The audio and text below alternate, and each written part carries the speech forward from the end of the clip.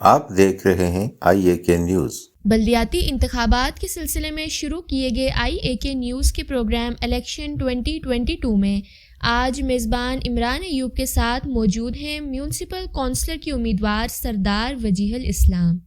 Programme 2022 میں آج ہمارے ساتھ موجود ہیں وجیہ الاسلام صاحب، جو کہ میونسپل کارپوریشن کی وارڈ نمبر 10 بیناکھا کھڑک سے اس وقت الیکشن میں کنٹیسٹ کر رہے ہیں۔ ان سے کچھ تفصیلات جانیں گے، کچھ گپ شپ ہوگی۔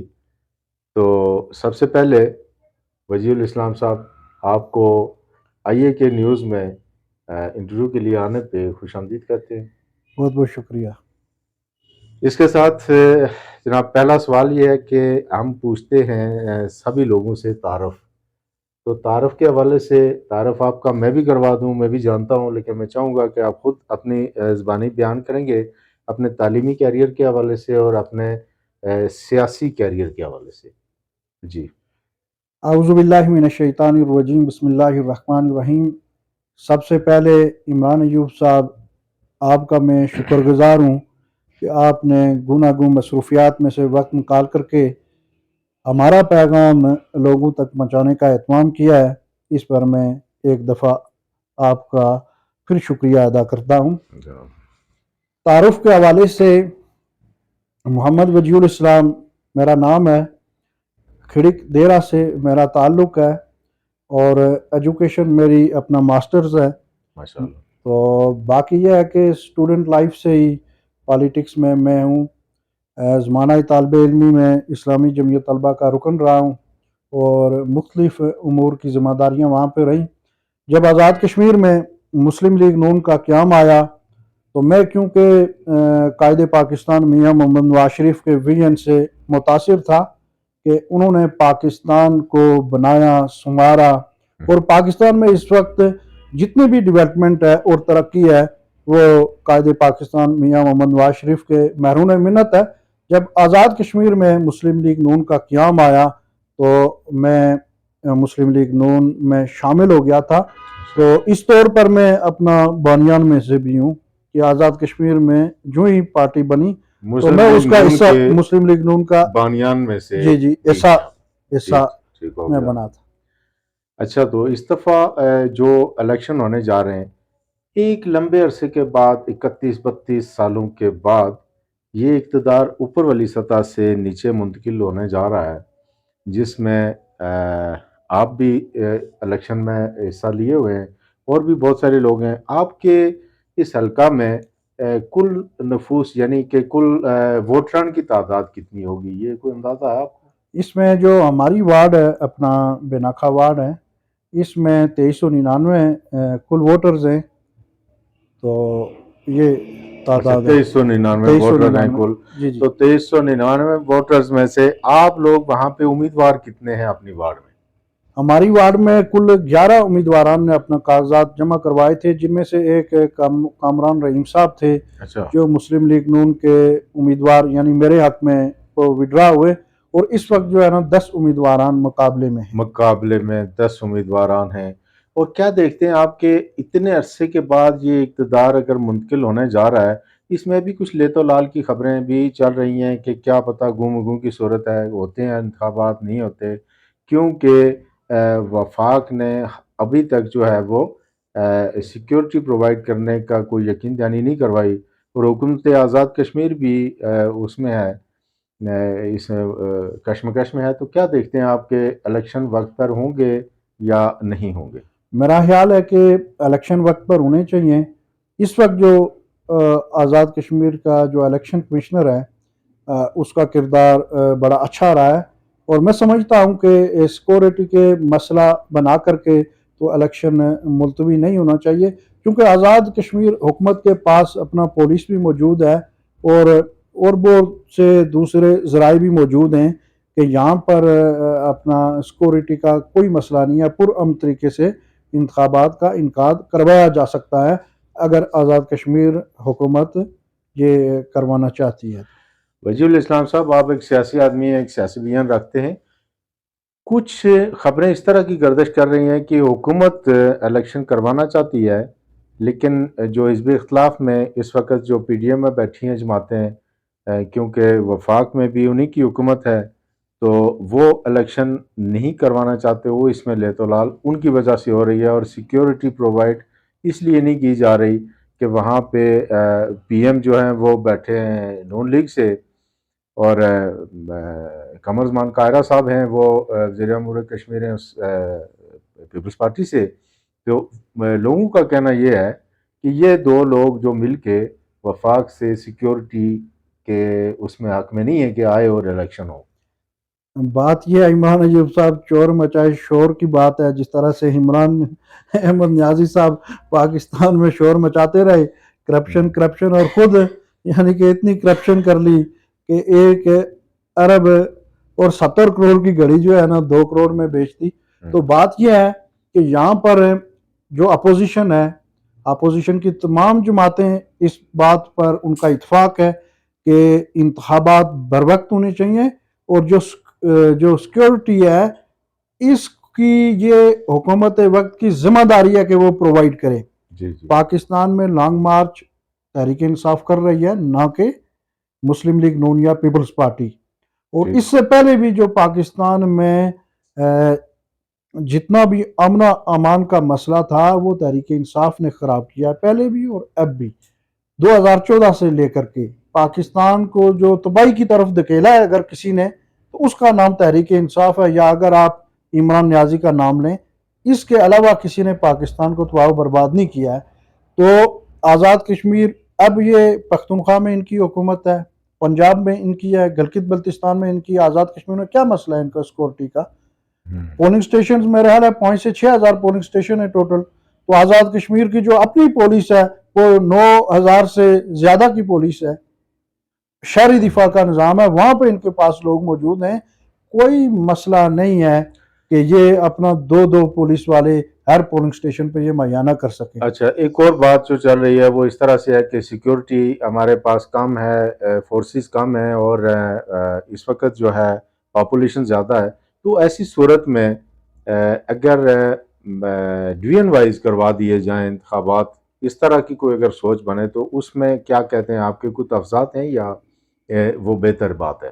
نہیں، ہم یہ سمجھتے ہیں کہ صاف و شفاف انتخابات اس طور پر ہو سکتے ہیں کہ پورے آزاد کشمیر میں بیک وقت انتخابات ہوں، کیونکہ ایک ڈویژن میں جب الیکشن ہوں گے تو اس کے نتائج دوسرے ڈویژن کے لوگوں کو متاثر کریں گے، اس لیے بر وقت ہونے چاہیے۔ اور سیکورٹی کا میں نے کہا کوئی ایشو نہیں ہے، جنرل الیکشن بھی یہاں پر ہوئے، پورے آزاد کشمیر میں ہوئے، اور ہر ایک پولنگ سٹیشن میں 2 پولیس والے اس وقت بھی موجود تھے سیکورٹی پہ، تو آج بھی ان کے پاس یعنی کہ اپنی فورس موجود ہے ان کو کوئی اس طرح کا شور شرابہ نہیں کرنا چاہیے۔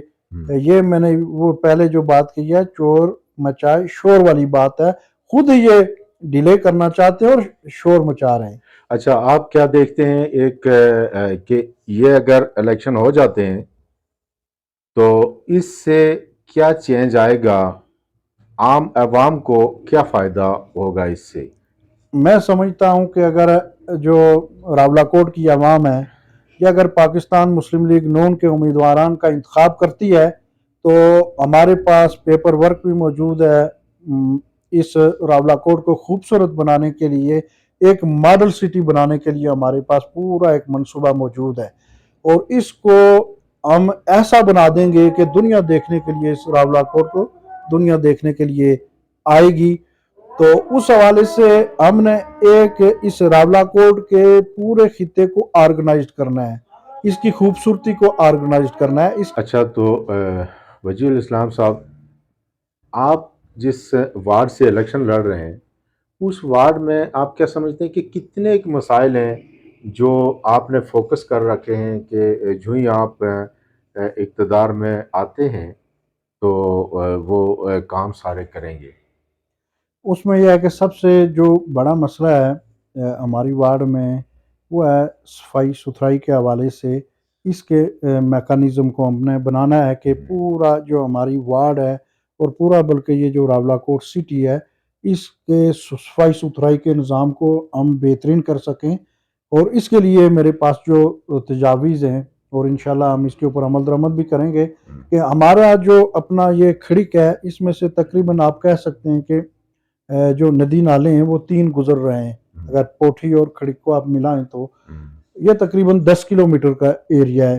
ٹھیک ہے. تو ان اپنا کیونکہ یہ جو ندی نالے ہیں تو ان میں جو بنیاد ہے جو پانی کی وہ ہے اپنا چشموں کا پانی ہے، لیکن آگے یہ ہے کہ لوگوں نے اس میں گند ڈال دیا ہے. اس کو سب سے پہلے ہم نے پختہ نہروں میں کنورٹ کرنا ہے اور ان کی سائڈز پہ پھر ہم اپنا فٹ پاتھ سے بنائیں گے، واکنگ ٹریک سے بنائیں گے اور ان کی سائڈوں پہ خوبصورت دیار لگائیں گے اور ساتھ ساتھ لوگوں کے بیٹھنے کے لیے بینچز وغیرہ لگائیں گے. تو یہ ایک تو یہ ہے کہ پانی کا جو صاف پانی ہے وہ عوام علاقہ کے لیے پرووائڈ ہو جائے گا اور پھر لوگ آگے اس کو دیکھیں گے، وزٹ بھی کریں گے اور واکنگ ٹریک بھی بن جائے گا. ایک ٹورزم کی طرف بھی جو ہے نا یعنی ہمارا آپ کہتے ہیں کہ لوگ ہیلتھ وائز بھی وہاں پہ واک کریں گے صبح اٹھ کے نالوں کے ساتھ ساتھ یا شام کو، تو لوگوں کی صحت کے بھی لیے بھی آپ فکر مند ہیں. جی تو وزیر الاسلام صاحب آپ نے بات کی کہ اس طرح کے آپ منصوبہ جات رکھتے ہیں، لیکن اس سے پہلے بھی تو آپ حکومت میں رہے، ابھی ریسنٹلی آپ کی حکومت گئی، بلکہ آپ ایز خود 3 سال تو خود اقتدار میں رہے.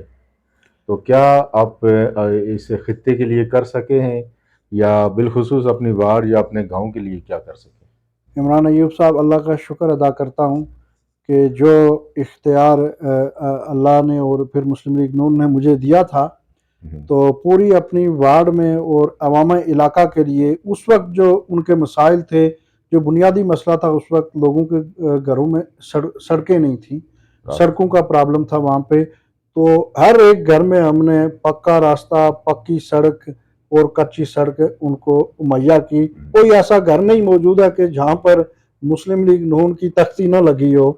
اور سڑکوں کے علاوہ پھر ہم نے وہاں پہ صاف پانی بھی مہیا کیا ہے، فلٹریشن پلانٹ بھی کھڑک میں لگایا اور اوور آل پورے راولا کوٹ میں فلٹریشن پلانٹس لگائے.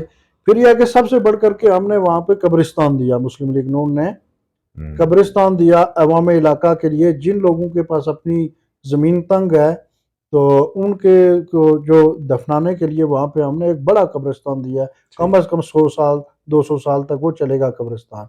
اسی طرح سے وہاں پہ ہم نے عیدگاہ بنائی، وہ عوام علاقہ کے لیے وقف کیا. تو 20 کلومیٹر روڈز تقریباً ہم نے کھڑک میں دی اور دیرہ سے لے کے تو چو گلی تک ہم نے سڑکوں کا جال بچھایا. تو اب اگر ہم چونکہ یہاں پر بلدیاتی نظام نہیں تھا تو اگر بلدیاتی اختیارات عوام علاقہ ہمیں دیتے ہیں تو ہمارے پاس پورا منصوبہ ہے کہ جس طرح سے یورپ میں اپنا جو بلدیاتی ادارے ہیں وہاں کا نظام چلا رہے ہیں، یہاں پہ ہم ٹیکسیشن کا نظام لے کر کے آئیں گے اور یہاں پر ہم اس بلدیہ کو اپنے پاؤں پر کھڑا کریں گے تاکہ یہ جو لوگوں کے چھوٹے موٹے مسائل ہیں جس میں ٹوٹی کھمبا پائپ، یہ میونسپل کارپوریشن اور پھر جو صفائی ستھرائی کا نظام ہے جو سب سے بڑھ کر کے اس کو ہم آرگنائزڈ کریں گے. ہر جگہ پہ ہم بڑے بڑے ڈسٹ بن لگائیں گے، لوگوں کو ایجوکیٹ کریں گے کہ صفائی کیوں ضروری ہے. تو ہمارے پورے معاشرے کے لیے اور راولا کوٹ کی خوبصورتی کے لیے ہم یہاں پر ایک پورا ایک میکانزم بنائیں گے. آپ دیکھیں گے کہ دنیا دیکھنے کے لیے آئے گی. ایک ماڈل سٹی کے نام سے ہم اس کو بنائیں گے راولا کوٹ کو. تو اگر لوگوں نے دیا تو ہم نے پہلے بھی عمل درآمد کیا اور ہمارے کیونکہ رابطے ہیں اس وقت جو اپنا پاکستان میں احسن اقبال صاحب ہیں ان کے ساتھ گپ شپ ہے، ان سے ہم اپنے پروجیکٹ ڈیزائن کر کے دیں گے، وہاں سے فنڈز لے کر کے آئیں گے. پھر ہمارے بیرونی دنیا میں بھی مختلف این جی اوز کے ساتھ بھی رابطے ہیں، ان کو پروجیکٹس بنا کر کے دیں گے. ہم اپنے اس خطے کے لیے اپنا لے کر کے آئیں گے اور جو بھی آزاد کشمیر کی حکومت یہاں پر موجود ہوگی انشاءاللہ ان سے بھی ہم بھرپور فنڈز لے کر کے آئیں گے اور اس کو پورے آزاد کشمیر اور پورے پاکستان کے لیے راولا کوٹ کو ماڈل سٹی بنائیں گے. دنیا دیکھنے آئے گی. یہ فیصلہ راولا کوٹ کے لوگوں نے کرنا ہے کہ مسلم لیگ نون کا انتخاب کریں، جس طرح سے لاہور کا بنایا مسلم لیگ نون نے، پاکستان کو بنایا، موٹر ویز اور میٹروز، موٹر ویز کا جال بچھایا، میٹروز کا اور ایک ڈیولپمنٹ. جب تک وہ کوئی ملک ترقی نہیں کر سکتا جہاں پر ڈیولپمنٹ کے کام نہ ہوں. ٹھیک ہو ڈیولپمنٹ کے گیا ساری آپ کا روزگار وابستہ ہے۔ ٹھیک ہو گیا وزیر صاحب، آپ کا اہم آپ کے منصوبہ جات تو آپ کا ذہن جو آپ کے ذہن کے اندر جو چیزیں ہیں الحمدللہ ثم الحمدللہ ایک اچھا ویژن آپ رکھتے ہیں، اچھی پوزیشن ہے۔ تو خدا نخواستہ ایک مختصر سا سوال ہے کہ اگر آپ کو مینڈیٹ نہیں دیا جاتا تو کیا آپ یہ کام کرنے میں اپنی تگودو جاری رکھیں گے، پھر بھی کریں گے، یا ناراض ہو کے بیٹھ جائیں گے؟ نہیں، خدمت خلق تو ہم اللہ اس کو عبادت سمجھتے، سیاست کو تو یہ شروع سے ہی لے کر کے ہم کر رہے ہیں، اس کو ہم عبادت سمجھتے، ہم نے پہلے بھی کیا، ہم جب اقتدار میں نہیں تھے پھر بھی لوگوں کی خدمت کرتے رہے اور یہ خدمت جاری رہے گی، لیکن جو کام محکمے کے ذریعے سے ہوتا ہے وہ انفرادی فرد نہیں کر سکتا، ایسے ہی جو اداروں کے ذریعے ہوتا ہے وہ انفرادی شخص نہیں کر سکتا۔ جب ہم ان محکمہ جات میں بیٹھیں گے، ان کو بہتر کریں گے، ان کو آرگنائزڈ کریں گے، ان کو ایک ڈسپلن میں لے کر کے آئیں گے، آپ دیکھیں گے کہ ہمارا قوم بولے گا، ہم انشاءاللہ گفتار کے غازی نہیں ہوں گے بلکہ کردار کے غازی بھی ہوں گے، اور ہمارا ماضی گواہ ہے۔ آپ ہمارے عوام علاقہ سے پوچھ سکتے ہیں کہ ان کو جو اقتدار اور اختیار ملا ان کی پرفارمنس کیا ہے، اور جو باقی لوگ یہاں پر موجود ہیں، ہماری وارڈ میں امیدوار ہیں یا پورے راولا کوٹ میں مختلف لوگ یہاں پہ الیکشن کنٹیسٹ کر رہے ہیں، ان کا بیک گراؤنڈ آپ دیکھیں، ان کا ماضی دیکھیں، ان کا کردار دیکھیں، اور اس کے بعد فیصلہ کریں آپ کہ کس کا انتخاب کرنا ہے عوام علاقہ نے۔ ماشاءاللہ جی، اچھا ویژن، اچھی سوچ رکھتے ہیں وجیہ الاسلام صاحب۔ آپ نے ان کو سنا، ہماری بھی ان کے ساتھ دعائیں شامل ہیں کہ کچھ نہ کچھ یہاں پہ کوئی بھی سیاسی کارکن ہے، اگر سیاسی کارکن فیلڈ میں نہیں ہے، کام نہیں کرتا تو علاقہ یتیم ہوتا ہے، وہ کام وہاں پہ نہیں ہوتے۔ تو اس وقت مجھے اجازت دیجیے، پھر ملتے ہیں ایک نئے کینڈیڈیٹ کے ساتھ اور پھر ان کو سنیں گے۔ اللہ حافظ، اللہ نگہبان۔ آپ دیکھ رہے ہیں IAK نیوز۔